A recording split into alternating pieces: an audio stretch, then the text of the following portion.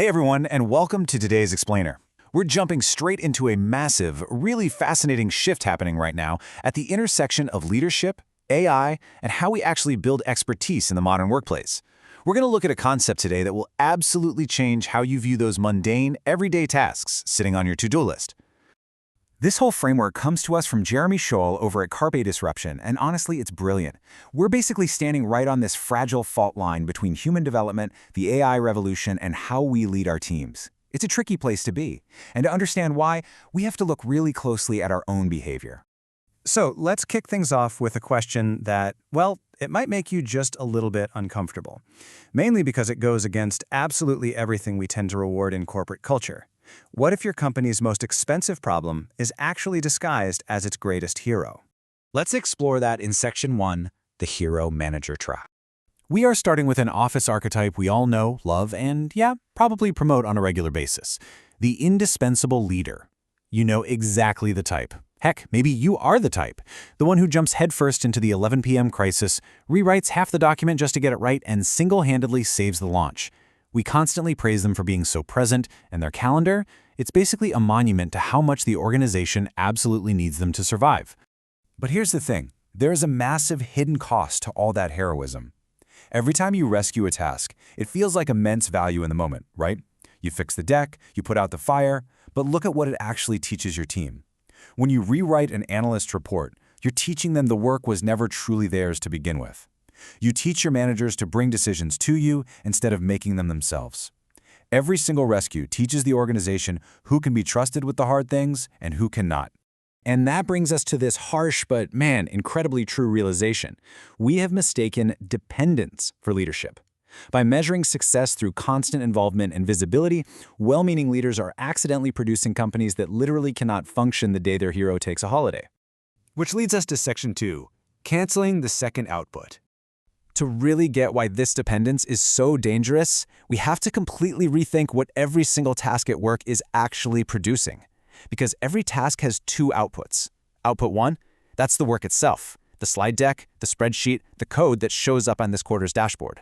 But output 2 is the worker that task was quietly creating in the background.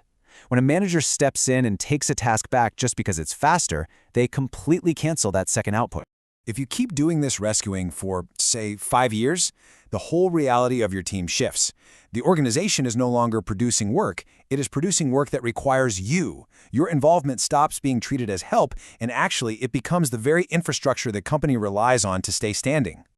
Now for the real pivot. Section 3, automating the apprenticeship. See, the boundary on how much damage one single hero manager could do just vanished entirely. Because a human manager eventually has to sleep. But what happens when we introduce something that doesn't? This brings up a profound question.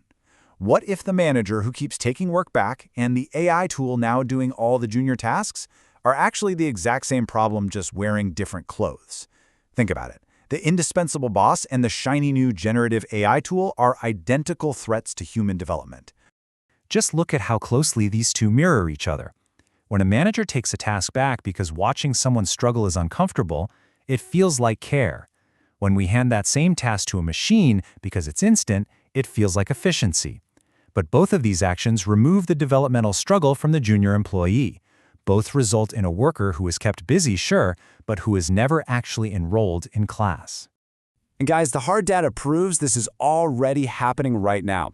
Look at this finding from the Stanford HAI 2026 AI Index. Youth employment has fallen sharply in AI-exposed occupations, while older workers are holding steady. Companies are doing the math and realizing that renting the output of an AI is just cheaper right now than growing the person. This takes us right into Section 4, the invisible curriculum. We really need to put a name to exactly what we're losing when we optimize our companies purely for visible, efficient output. It's the invisible curriculum. This is the boring research, the painful first drafts, and those basic meeting notes where a business secretly teaches its employees judgment. We built this apprenticeship model completely by accident, handing out grunt work in exchange for employees absorbing the one thing you simply cannot teach in a classroom: how decisions actually get made. I absolutely love this analogy from the source text.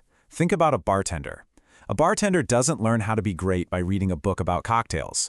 They learn by restocking the well, getting orders wrong, and watching the veterans read a room. The drinks are not the point.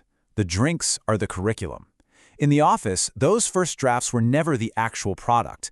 They were the curriculum for manufacturing judgment. Which brings us to our final part, Section 5, Manufacturing Future Experts. So, if we're out here accidentally deleting this invisible learning, what does the fallout actually look like? Have you heard these complaints in an executive meeting recently? No one is ready. We cannot promote anyone. Nobody thinks for themselves anymore. When executives complain that younger generations are soft or distracted, they are completely misdiagnosing the problem. They're actually looking at the empty seats of a school that closed while nobody was watching. Because here's the reality of how judgment is actually forged. You write mediocre reports. You make totally awkward calls. You misread a meeting incredibly badly. And then you get corrected by someone with experience who actually lets you be wrong out loud. Experts are not discovered pre-installed. They're manufactured, slowly, through thousands of pieces of inefficient work that eventually solidify into decades of pattern recognition. To fix this, you've really got to have the courage to tolerate the discomfort of letting the car drive without you. The author offers this incredibly simple, free 3-second leadership tool. Before you step in to rescue a task or before you hand it off to an AI, ask yourself, whose task is this? If it's theirs, leave it. Let them struggle. That struggle is literally the system working exactly as designed. Look, these AI tools are extraordinary, and they definitely aren't going away, which leaves us with this final, incredibly vital question. If we continue automating the apprenticeship, what replaces the years that junior work used to build? How will your company manufacture its experts when the curriculum is gone? Thank you so much for joining me on this explainer. I really hope this changes how you view the invisible work happening around you every single day. Catch you next time.